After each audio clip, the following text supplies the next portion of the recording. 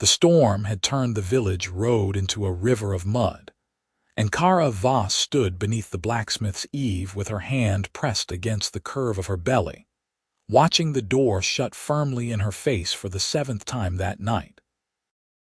Rain streamed down her shoulders and plastered her dark hair against her neck. The baby kicked hard enough to make her wince, and she shifted her weight from one foot to the other, trying to ease the ache that had settled deep in her lower back. She was 8 months along, maybe more, and every step felt like wading through water.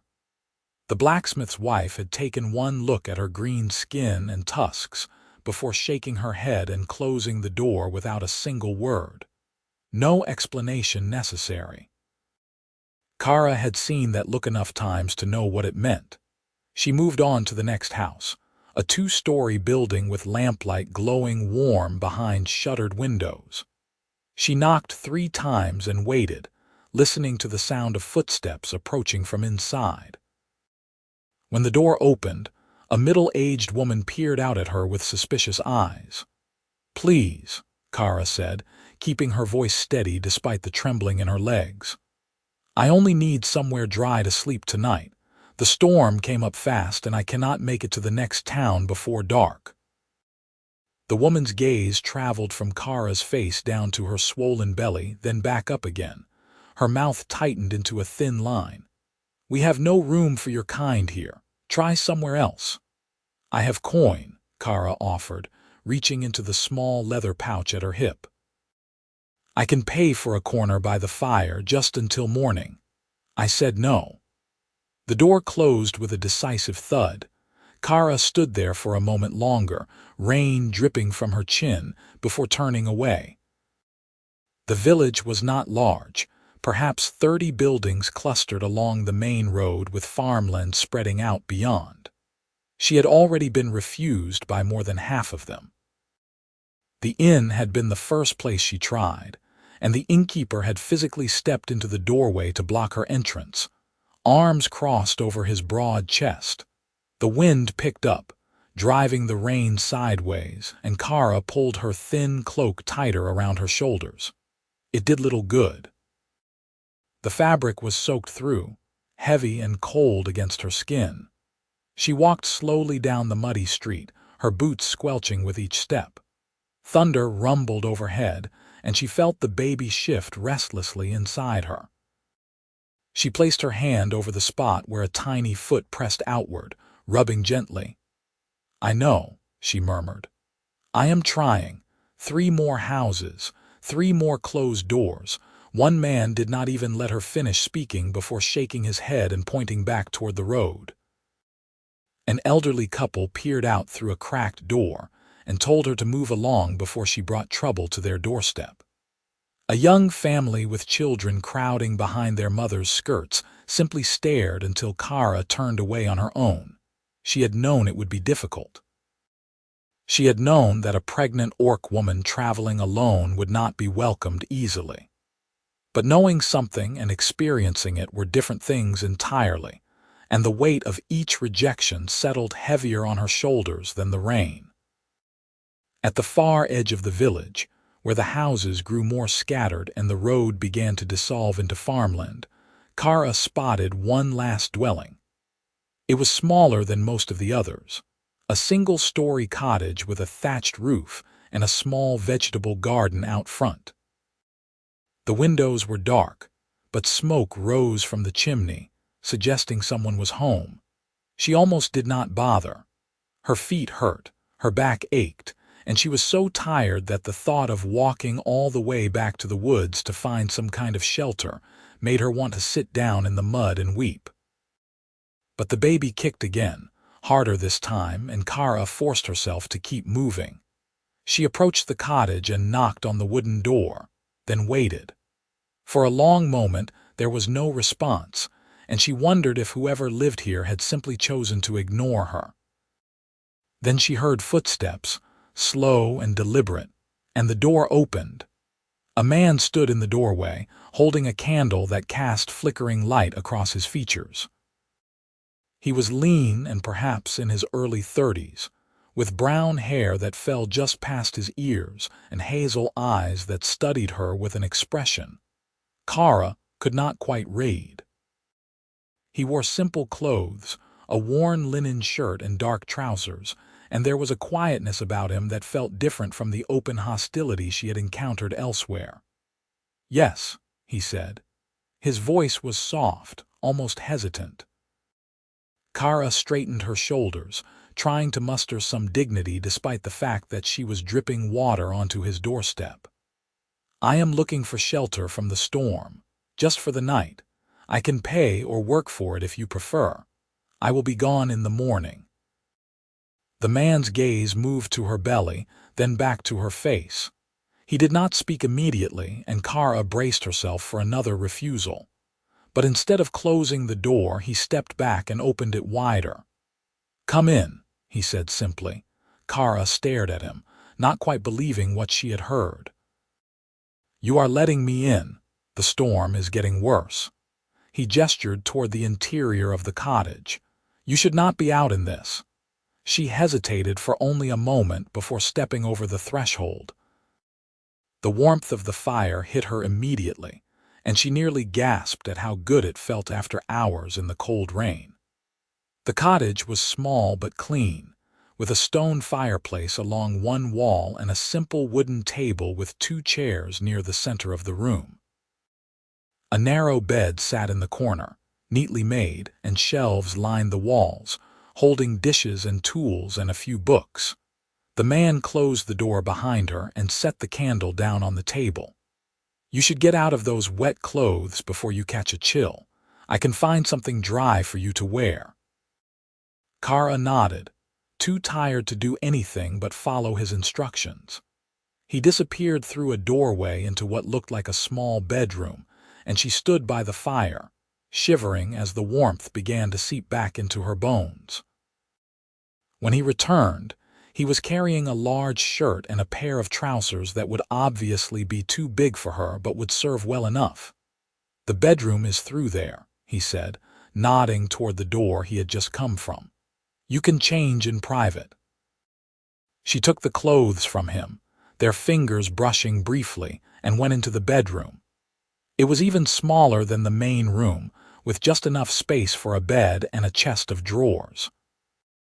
She peeled off her wet clothes with clumsy fingers, her muscles protesting every movement, and pulled on the dry shirt and trousers.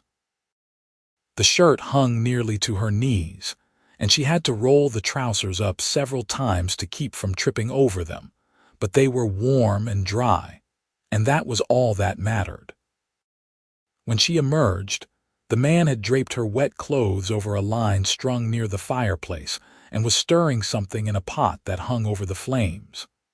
The smell of soup filled the cottage, rich and savory, and Cara's stomach growled loudly. "Sit," he said, nodding toward one of the chairs at the table. "You must be hungry." She sat, grateful beyond words, and watched as he ladled soup into a wooden bowl and set it in front of her along with a chunk of bread. She ate slowly, savoring each bite, and the man sat across from her with his own bowl, eating in silence. After a while, Cara set down her spoon and looked at him. "Thank you," she said quietly. "I went to every other house in this village, and you are the only one who opened your door." He met her gaze, his expression unreadable. "They are afraid," he said, "afraid of what they do not understand. And you are not." He was quiet for a moment, then shook his head. "I have seen enough loss to know that fear does not keep you safe. It just makes you smaller." There was something in his voice when he said that, a depth of sorrow that made Cara's chest tighten. She did not press him, though. Instead, she finished her soup and leaned back in the chair, feeling the exhaustion of the day settling over her like a heavy blanket. "You can sleep in the bed," the man said, standing and collecting their empty bowls. "I will take the floor by the fire." "I cannot take your bed," Cara protested. "You have already done more than enough. You are carrying a child," he said simply. "You need the bed more than I do."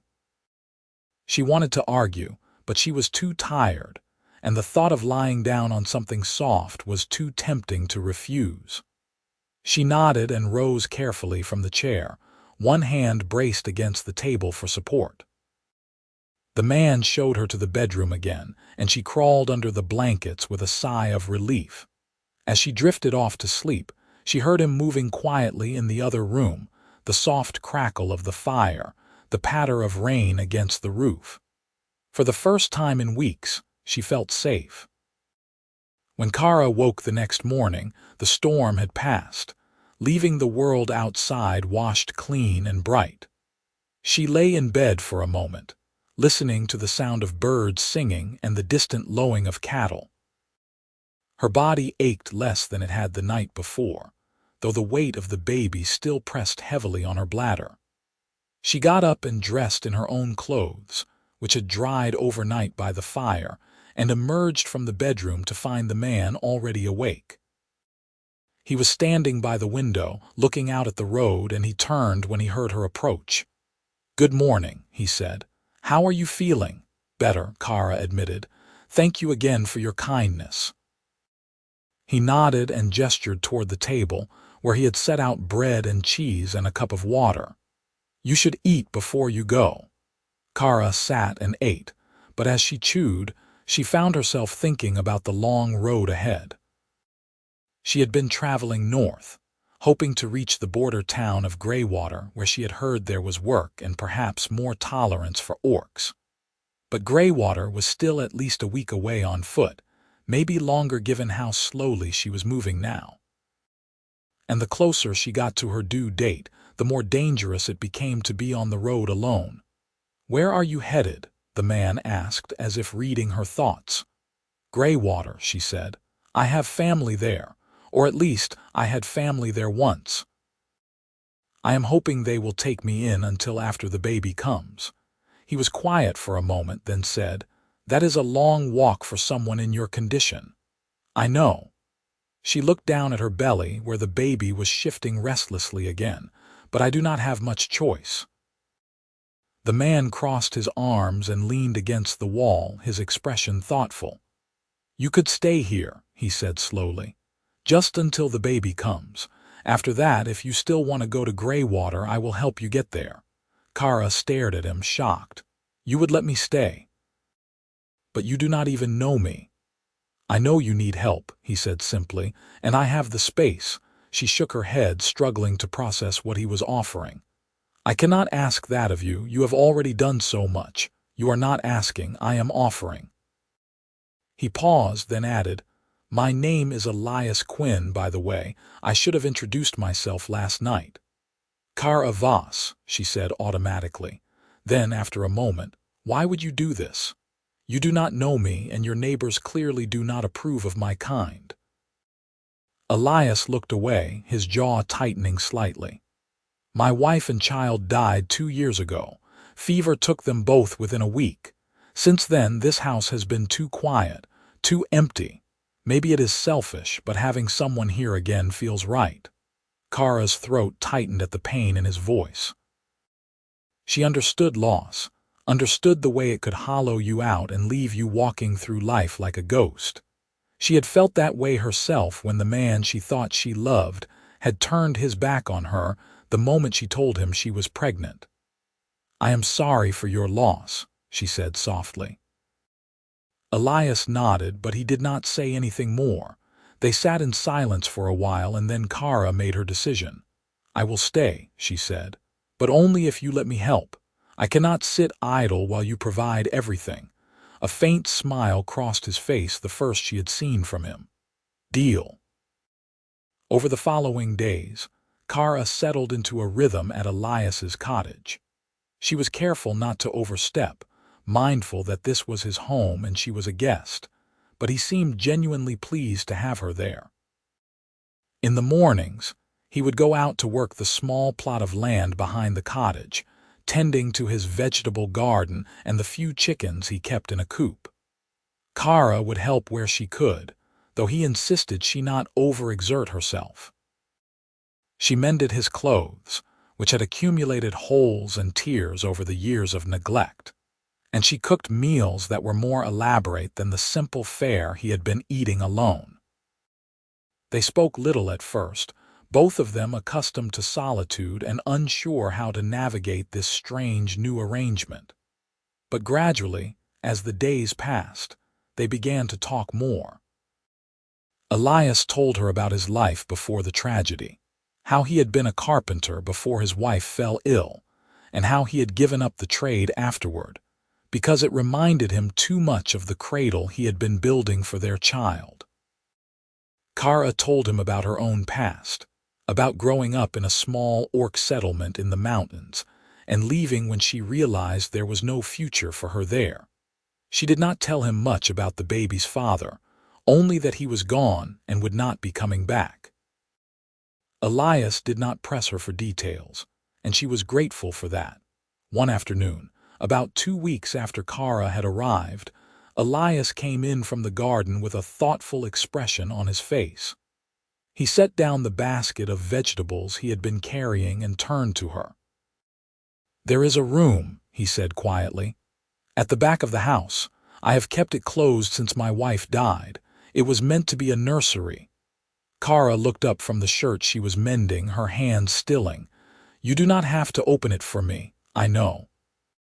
He hesitated, then continued, "But I think it is time, and your child will need a place to sleep." She set aside the mending and stood, following him through the cottage to a narrow door she had noticed but never opened. Elias paused with his hand on the latch, taking a deep breath, and then pushed it open. The room inside was small and filled with dust, but it was clear that it had once been prepared with great care. There was a wooden crib in one corner, beautifully carved with intricate patterns of leaves and flowers. A rocking chair sat beside it, and shelves lined the walls, ready to hold the small treasures of a child's life. Everything was covered in a fine layer of dust, and the air smelled stale, but Cara could see the love that had gone into every detail. "It is beautiful," she said softly. Elias nodded, his eyes fixed on the crib. "I made it myself. I thought I would never be able to look at it again, but now I think maybe it can still be useful. It should not just sit here empty." Cara felt tears prick at the corners of her eyes, and she blinked them away quickly. "Are you certain?" "I am." He turned to look at her, and his expression was open and earnest. "Let me help you, Cara. Let me do this." She nodded, unable to speak past the lump in her throat. Together, they spent the rest of the afternoon cleaning the room, dusting the furniture, and airing out the space. Elias brought in fresh linens for the crib and a soft rug for the floor, and by the time they were finished, the nursery looked warm and welcoming. That night, as they sat by the fire after dinner, Cara found herself watching Elias as he whittled a small wooden toy, his hands moving with practiced ease. He had been nothing but kind to her, asking for nothing in return, and she realized with a start that she had come to care for him deeply. It was not the wild, reckless feeling she had felt for the man who had left her, but something quieter and steadier, something that felt like it could last. She did not say anything, though. It was too soon, and she was not sure if he felt the same way. Instead, she simply sat and enjoyed the comfortable silence between them. The weeks passed, and winter settled over the village like a heavy blanket. Snow fell frequently, covering the fields and roads in a thick layer of white, and the days grew short and cold. Cara's belly grew larger, and she moved more slowly, her body preparing for the birth that was fast approaching. Elias was attentive without being overbearing, always ready to help but never making her feel helpless. The villagers, for their part, mostly left them alone. A few curious glances were cast their way when Elias went into town for supplies, but no one said anything directly. Cara rarely ventured out, preferring to stay close to the cottage where she felt safe. One evening in late winter, as the wind howled outside and snow piled against the windows, Cara went into labor. It started as a dull ache in her lower back, the kind she had been feeling on and off for days, but this time it did not fade. Instead, it grew stronger, spreading around to her belly in waves that made her gasp. Elias was by her side immediately, his face pale but determined. "What do you need?" he asked. "Water," Cara managed, gripping the edge of the table as another contraction hit. "And towels.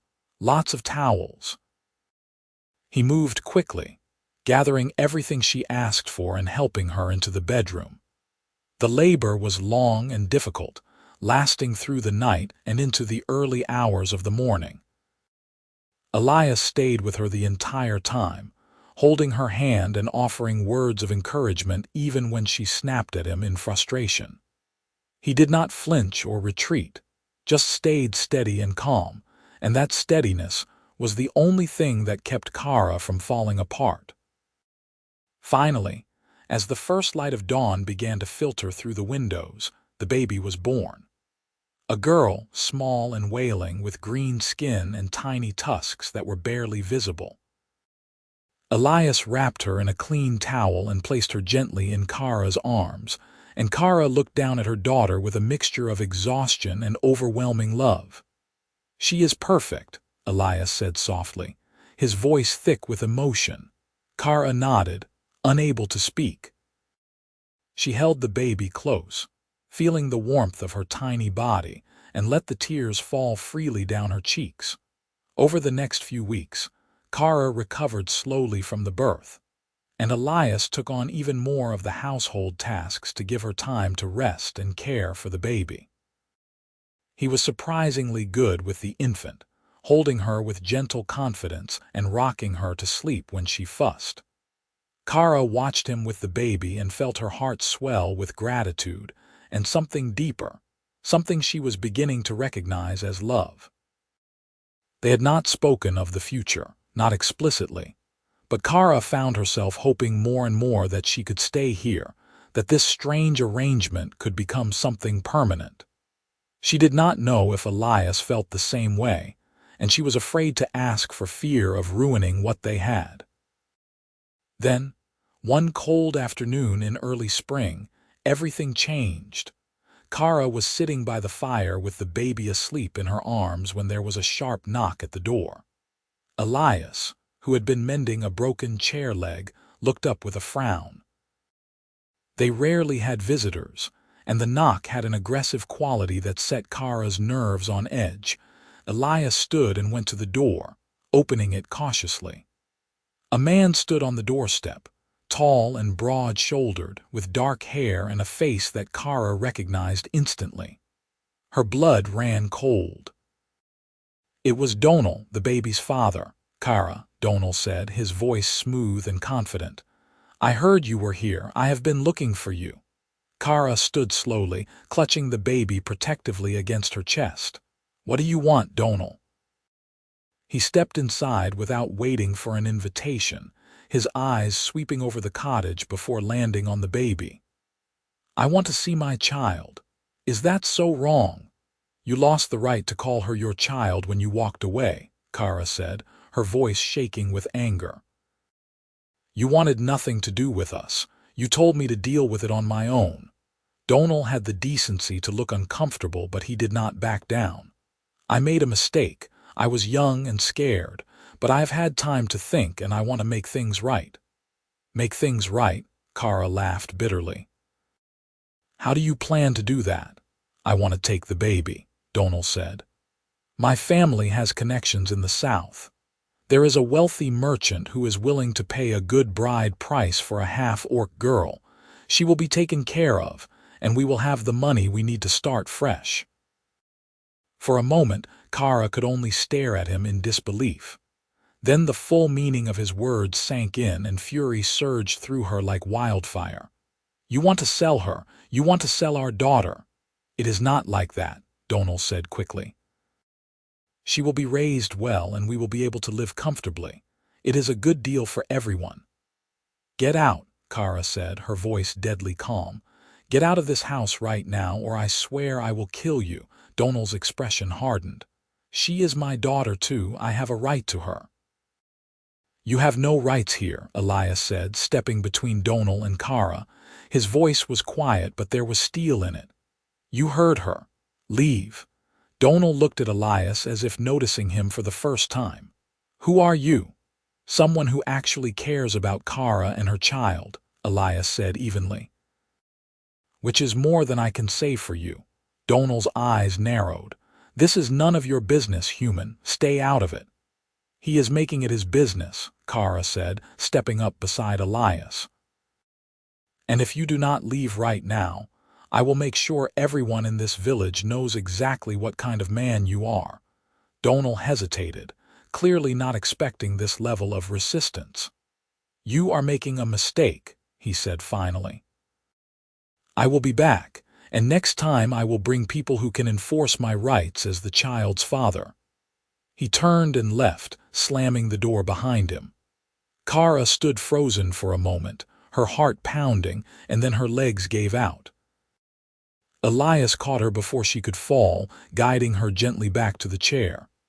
"He is not going to take her," Elias said firmly. "I promise you, Cara, he is not going to take her."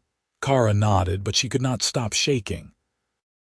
She looked down at the baby, who had woken and was staring up at her with wide, curious eyes, and she felt a fierce determination settle over her. Donal would not take her daughter. She would fight him with everything she had. Over the next few days, Cara and Elias prepared for Donal's return. Elias went into the village and spoke quietly to a few people he trusted, explaining the situation and asking for their support. It was a risk, given how the village had treated Cara when she first arrived, but Elias believed that people could be better when given the chance. Cara was not so sure, but she trusted Elias, and she had no other options. Donal returned a week later, this time with 2 other men in tow. They knocked on the door in the middle of the afternoon, and Elias opened it to find them standing on the doorstep with grim expressions. "We are here to collect the child," Donal said. "I have spoken to the village elder, and he agrees that as the father, I have the right to take her." "The village elder does not have the authority to make that decision," Elias said calmly. "And you do not have the right to take a child from her mother against her will." "Then we will let the village decide," Donal said. He raised his voice, addressing the small crowd that had begun to gather in the street. "This woman is an orc who came to our village and took advantage of this man's kindness. Now she is trying to keep my child from me. Is that the kind of behavior we want to tolerate here?" There were murmurs from the crowd, and Cara felt her stomach twist with fear. But then Elias stepped forward, his voice steady and clear. "This woman came to our village in the middle of a storm, pregnant and alone, and every single one of you turned her away. I was the only one who offered her shelter, and since then she has lived quietly and caused no trouble. She has worked hard, she has been respectful, and she has cared for her child with more love and dedication than I have ever seen." He paused, letting his words sink in, and then continued. "This man, on the other hand, abandoned her when she needed him most. He left her to fend for herself, and now he wants to take her child and sell her for profit. So I ask you, who deserves your support? The woman who has done nothing but try to survive, or the man who sees his own daughter as a commodity?" The crowd was silent, and Cara held her breath. Then, slowly, a woman stepped forward. It was the blacksmith's wife, the first person who had refused Cara shelter that stormy night. "Elias is right," she said quietly. "We were wrong to turn her away, I was wrong, and I will not stand by and watch this man take a child from her mother." Another voice spoke up, then another, and soon the crowd was murmuring in agreement. Donal's face flushed with anger, and he turned to the village elder, an old man with a long white beard who had been standing silently at the edge of the crowd. "Are you going to let them do this?" Donal demanded. The elder looked at him for a long moment, then shook his head. "The law is clear. A mother has the primary right to her child unless she is proven unfit. You have not proven that, and I do not believe you could. Go home, Donal. You have no claim here. Donal opened his mouth to argue, but the elder held up a hand. If you continue to press this matter, I will have you removed from the village. Do not test me. Donal stared at him, then at the crowd, and finally at Cara. The fury in his eyes was palpable, but he knew he was beaten. He turned and stormed off, his companions following close behind. Cara let out a shaky breath, and Elias put a hand on her shoulder. "It is over," he said softly. "He is gone." The crowd began to disperse, but several people lingered to offer words of support. The blacksmith's wife apologized again, and an elderly woman brought over a basket of fresh bread. It was not much, but it was something, and Cara felt a small flicker of hope. That evening, after the baby was asleep in her crib, Cara and Elias sat by the fire, both of them still processing what had happened. Cara felt exhausted but also lighter, as if a weight she had been carrying for months had finally been lifted. "Thank you," she said quietly, "for everything. For standing up for me, for giving me a home.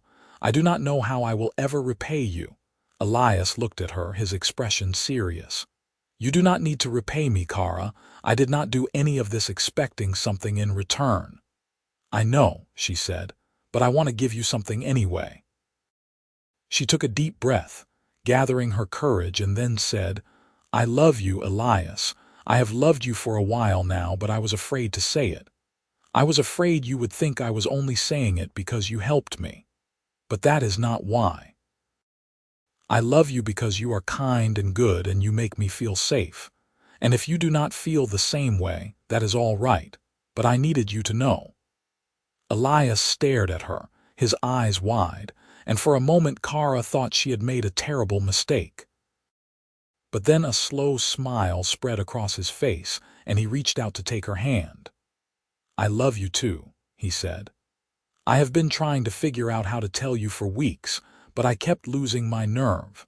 I thought you might not want to stay here after everything that happened, but I hoped you would. I hoped we could build something together." Cara felt tears streaming down her face, but this time they were tears of joy. "I want that too," she whispered. "More than anything." Elias leaned forward and kissed her, gentle and tentative at first, and then with more confidence as she kissed him back. When they finally pulled apart, they were both smiling, and Cara felt like her heart might burst with happiness. "Will you marry me?" Elias asked, his voice soft but steady. "Not because I think you need saving, but because I want to spend the rest of my life with you. Will you marry me, Cara?" "Yes," she said without hesitation. "Yes, I will marry you." They were married a month later in a small ceremony at the village church. It was a simple affair, attended by the villagers who had come to accept Cara as one of their own. The blacksmith's wife brought flowers, and the elderly woman who had given them bread baked a cake. The village elder officiated, and when he pronounced them husband and wife, the small crowd erupted in applause. Cara wore a simple dress that Elias had bought for her in the nearest town, and she carried a bouquet of wildflowers that he had picked that morning. Elias wore his best clothes, which were still quite plain but clean and well mended, and he looked at Cara as if she were the most beautiful thing he had ever seen. After the ceremony, they walked back to the cottage together, hand in hand, with the baby bundled in a sling against Cara's chest. The sun was setting, painting the sky in shades of pink and gold, and Cara felt a sense of peace she had never known before. That night, after they had put the baby to bed and shared a quiet dinner, Elias pulled Cara close and kissed her forehead. "I have something for you," he said. He went to the bedroom and returned with a small wooden box. Inside was a delicate silver necklace with a pendant shaped like a leaf. "It was my mother's," he explained. "She gave it to me before she died and told me to give it to the woman I loved. I want you to have it." Cara took the necklace with trembling hands and fastened it around her neck. "It is beautiful," she said. "I will treasure it always." They stood there for a moment, wrapped in each other's arms, and Cara thought about how far she had come. Just a few months ago, she had been alone and desperate, turned away by everyone she met. Now she had a home, a husband, and a daughter who was safe and loved. Spring turned into summer, and life at the cottage settled into a comfortable routine. Cara and Elias worked together to tend the garden and care for the chickens, and they took turns looking after the baby, who was growing quickly and becoming more alert and curious every day.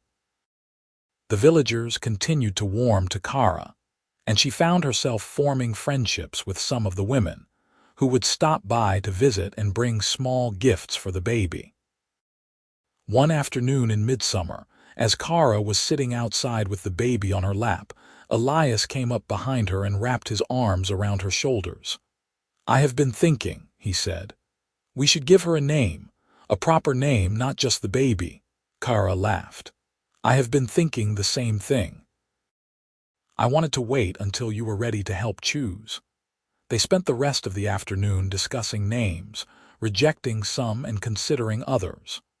Finally, as the sun began to set, Elias suggested, "What about Torvi? It means thunder in the old language." "It seems fitting, given that she came into our lives during a storm." Cara thought about it for a moment, then nodded. "Torvi, I like it. It is strong." "Like her mother," Elias said, kissing Cara's temple.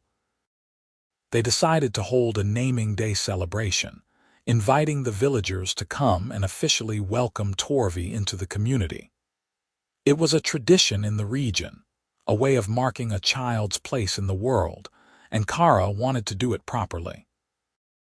The day of the celebration arrived warm and sunny, and the villagers began gathering at the cottage in the late afternoon. The blacksmith's wife brought a large pot of stew, and other families contributed bread, cheese, and fruit. Someone brought a fiddle, and soon there was music and laughter filling the air.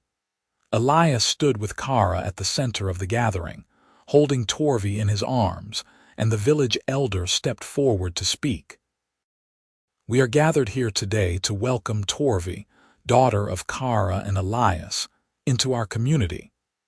May she grow strong and healthy, and may she always know that she is loved and valued." He placed a hand on Torvi's head, and the crowd echoed his words, their voices blending together in a harmonious chorus. Cara felt tears streaming down her face, but she did not bother to wipe them away. These were good tears, tears of joy and gratitude.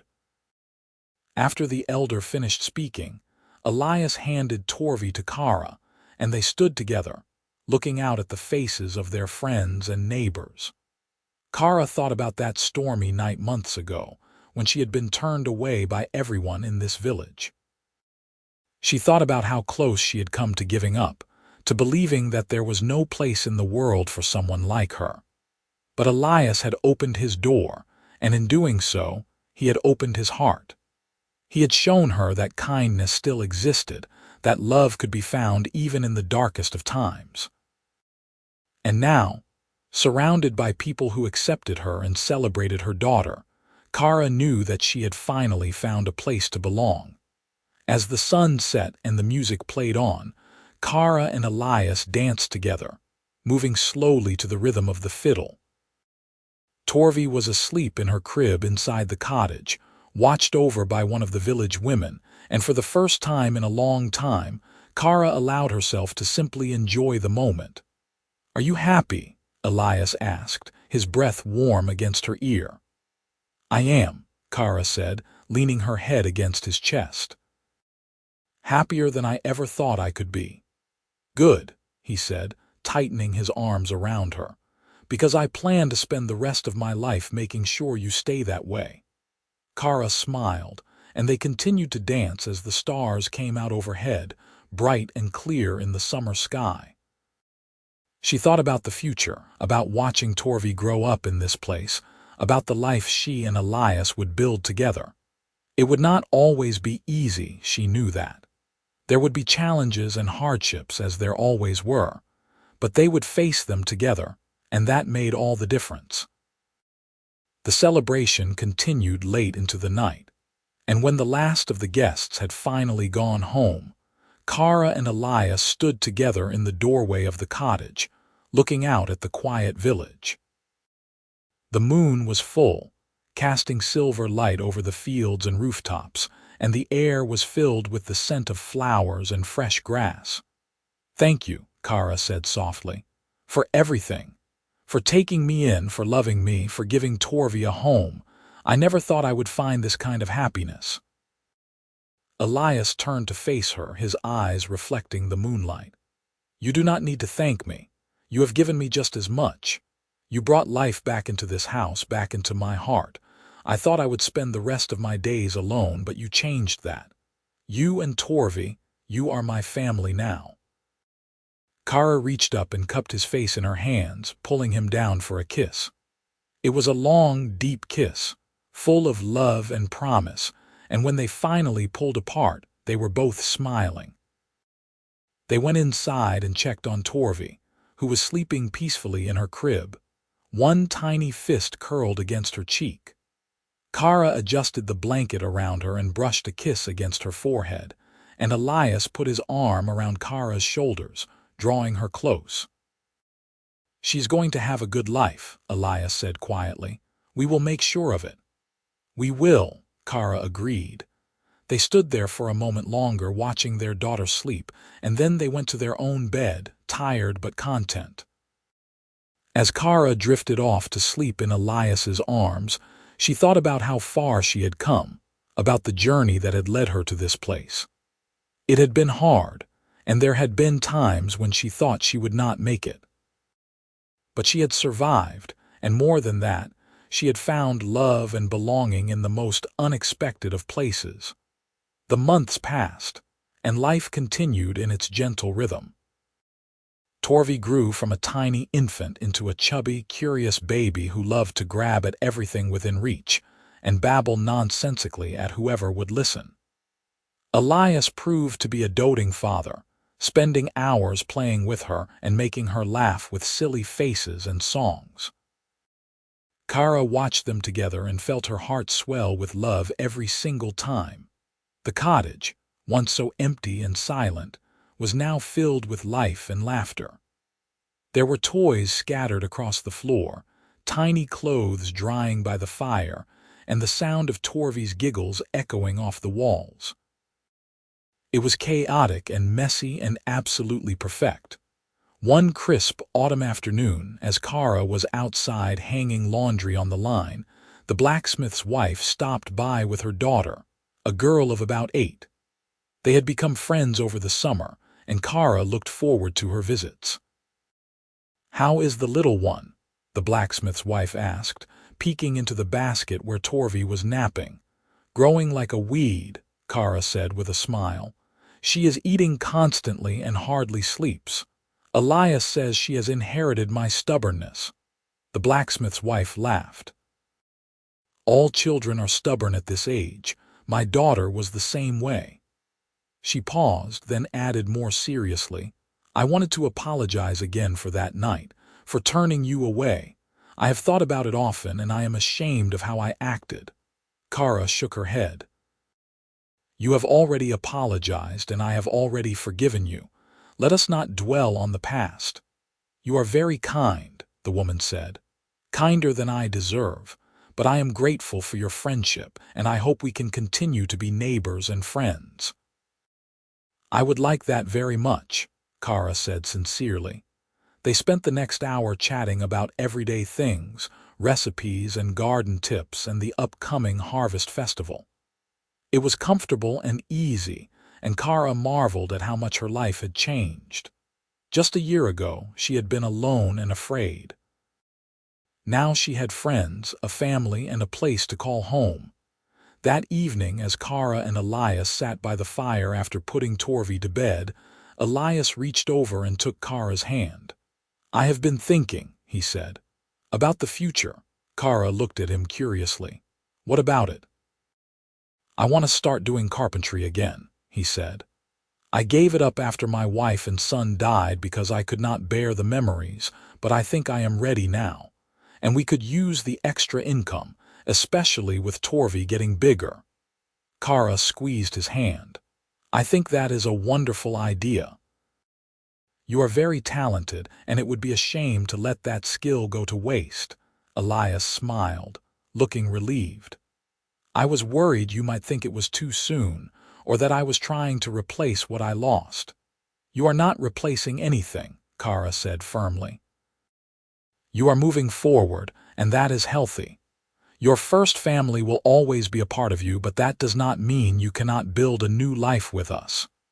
"Thank you," Elias said, his voice thick with emotion, "for understanding, for being patient with me. I know I have not always been easy to live with." Cara laughed softly. "None of us are easy to live with, but we make it work because we love each other." Elias pulled her close and kissed her, and they sat there in the warmth of the fire, wrapped in each other's arms.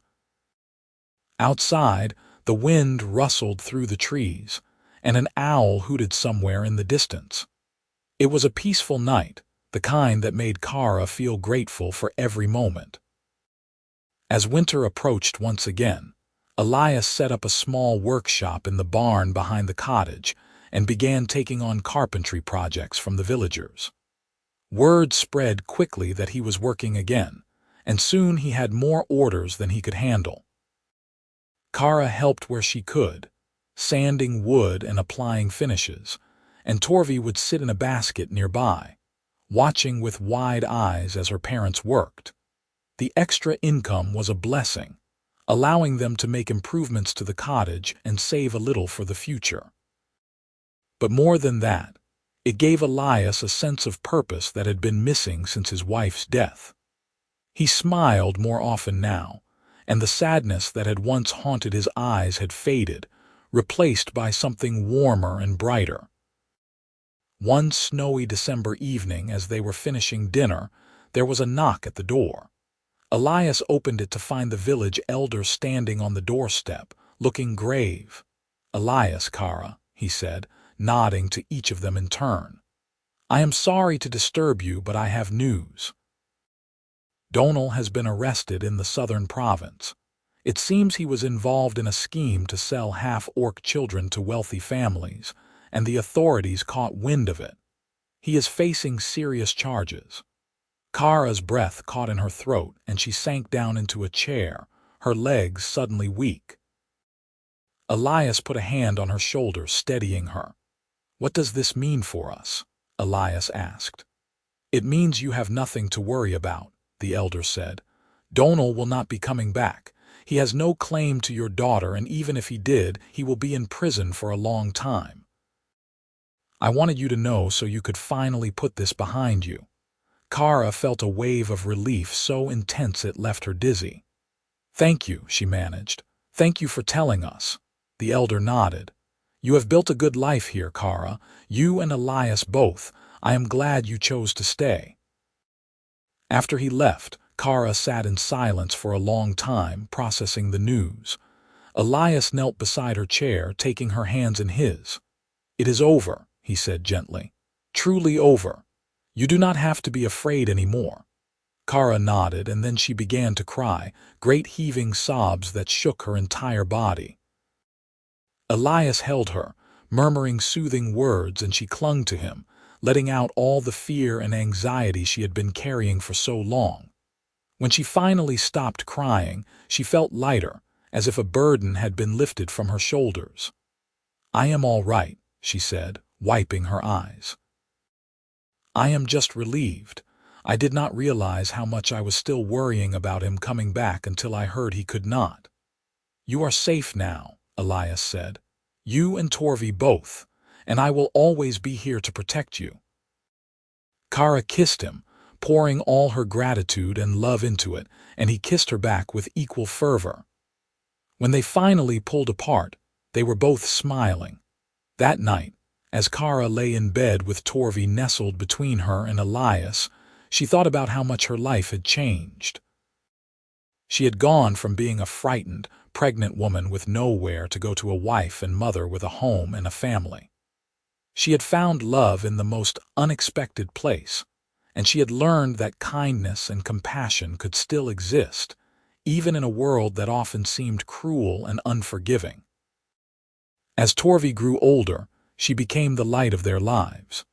She had Cara's green skin and small tusks, but her eyes were a warm hazel like Elias's, and her laugh was infectious. She was curious and fearless, always getting into things she should not and asking endless questions about the world around her. The villagers adored her, and she was often seen toddling around the town square, holding Elias's hand or perched on Cara's hip. The children of the village accepted her without question, and she grew up with friends who did not care that she looked different from them. One spring afternoon, when Torvi was nearly 2 years old, Cara and Elias took her to the meadow beyond the village to pick wildflowers. The grass was thick and green, dotted with blooms of every color, and Torvi ran through it with delight, her little legs pumping as fast as they could go. Cara watched her daughter with a smile, and Elias wrapped his arm around her waist, pulling her close. "She is happy," he said. "She is," Cara agreed, "and so am I." Elias looked down at her, his expression soft. "Do you ever think about what might have happened if I had not opened the door that night?" Cara shivered at the thought. "Sometimes. But then I remind myself that you did open the door, and everything turned out the way it was supposed to." "I am glad I did," Elias said. "Opening that door was the best decision I ever made." Cara leaned her head against his shoulder, watching as Torvi picked a handful of dandelions and brought them over, her face glowing with pride. "For you, Mama," she said, thrusting the flowers toward Cara. Cara took them with a laugh and tucked one behind Torvi's ear. "Thank you, sweetheart. They are beautiful." Torvi beamed and ran off again, chasing a butterfly that had landed nearby. Cara and Elias followed at a more leisurely pace, hand in hand, enjoying the warmth of the sun and the peace of the moment. As the years went by, their life continued in this way, full of simple joys and quiet contentments. Elias's carpentry business thrived, and Cara became known throughout the village for her skill with herbs and healing. They added a small addition to the cottage, giving Torvi her own room, and the nursery that Elias had once built for another child became hers. They were happy, truly and deeply happy, in a way that Cara had never imagined possible. The village that had once turned her away now embraced her as one of their own, and she and Elias were respected members of the community. On Torvi's 5th birthday, they held another celebration, inviting all the villagers to come and share in the joy. It was a warm summer day, and the cottage yard was filled with laughter and music. Torvi ran around with the other children, her face sticky with cake, and Cara watched her with a full heart. Elias came up behind her and wrapped his arms around her waist, resting his chin on her shoulder. "She is growing up so fast," he said. "Too fast," Cara agreed. "Sometimes I wish I could freeze time and keep her little forever." "I know what you mean," Elias said, "but I am also excited to see the person she becomes. She is going to do great things, I can feel it." Cara turned in his arms and looked up at him, her eyes shining. "Thank you," she said, "for giving us this life, for loving us, for being the man you are." Elias smiled and kissed her forehead. "Thank you for choosing me, for staying, for making this house a home again." They stood there for a moment, holding each other, while around them the celebration continued. The villagers laughed and talked, the children played, and the music drifted through the air like a blessing. As the sun began to set, casting golden light over everything, Cara thought about the journey that had brought her here. She thought about the storm, the closed doors, and the single light shining in Elias's window. She thought about the fear and the pain, but also about the love and the healing that had come after. She had been turned away by everyone, but one man had opened his door, and in doing so, he had changed both of their lives forever. That night, after the guests had gone home and Torvi was tucked into bed, Cara and Elias sat on the front step of the cottage, looking up at the stars. The air was cool and pleasant, filled with the scent of flowers and fresh earth. "You ever think about where we will be in 10 years? 20? Elias asked. Cara considered the question, then shook her head. "Not really. I am just grateful for what we have now. Whatever comes, we will face it together." "Together," Elias echoed, taking her hand and squeezing it gently. They sat in comfortable silence for a while longer, and then Elias stood and pulled Cara to her feet. "Come on," he said. "Let us go to bed. We have a busy day tomorrow." Cara followed him inside, and as she climbed into bed beside him, she felt a deep sense of peace settle over her. This was her life now. This cottage, this man, this child. It was not perfect, but it was theirs, and it was more than she had ever dared to hope for. As she drifted off to sleep, wrapped in Elias's arms, Cara thought about the naming day celebration they had held for Torvi all those years ago. She thought about the village elders' words, about how Torvi would grow strong and healthy, and how she would always know that she was loved and valued. Those words had come true.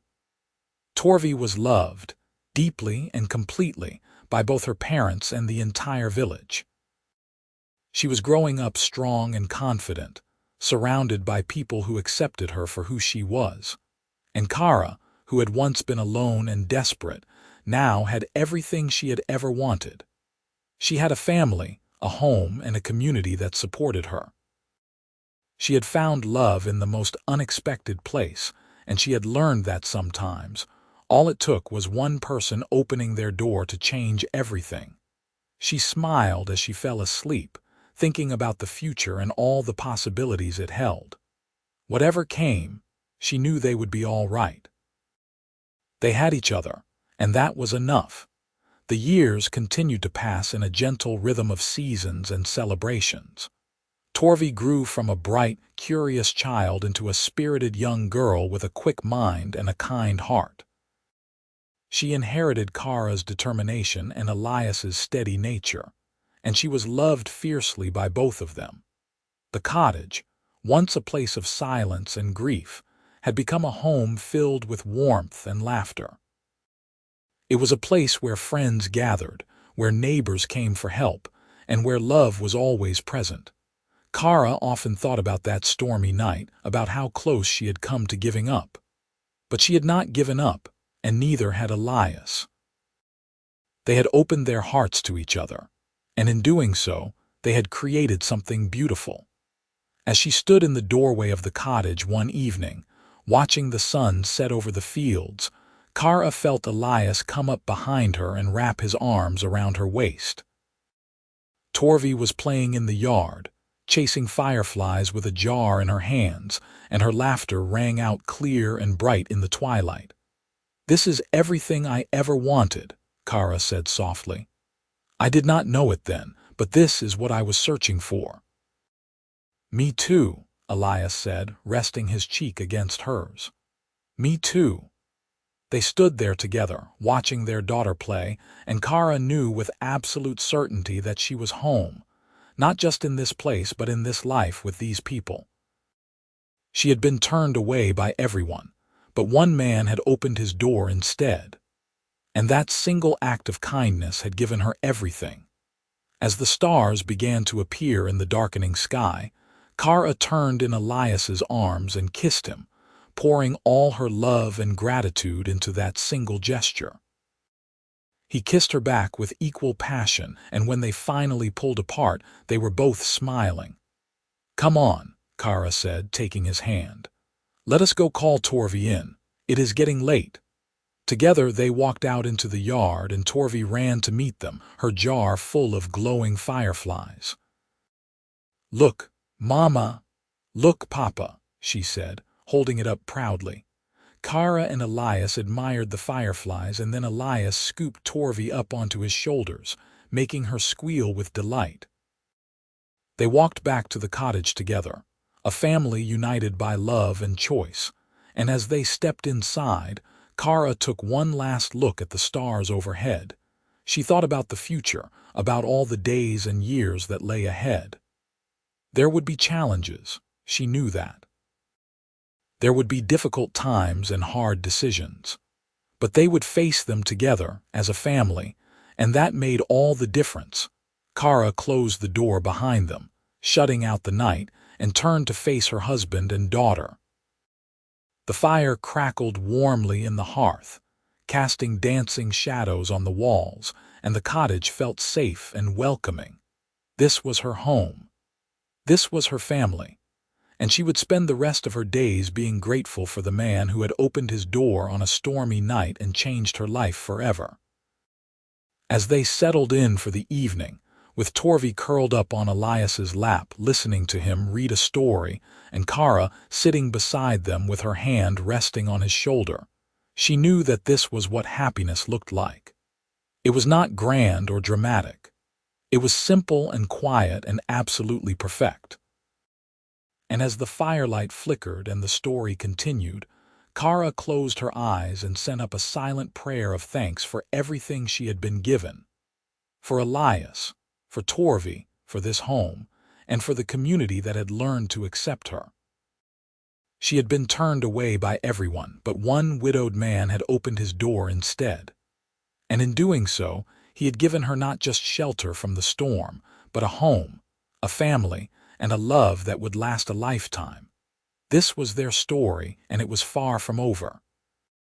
But this chapter, the chapter of finding each other and building a life together, had reached its happy ending. And what an ending it was, full of love and hope and the promise of many more good days to come. Cara opened her eyes and smiled, looking at the two people she loved most in the world. Elias glanced up from the book and met her gaze, his own eyes warm and full of affection. Torvi yawned and snuggled closer to her father, her eyes drooping with sleep. "I love you both," Cara said softly. "We love you too," Elias replied, and Torvi nodded sleepily in agreement. It was a simple exchange, but it held the weight of everything they had been through together, everything they had overcome, and everything they had built.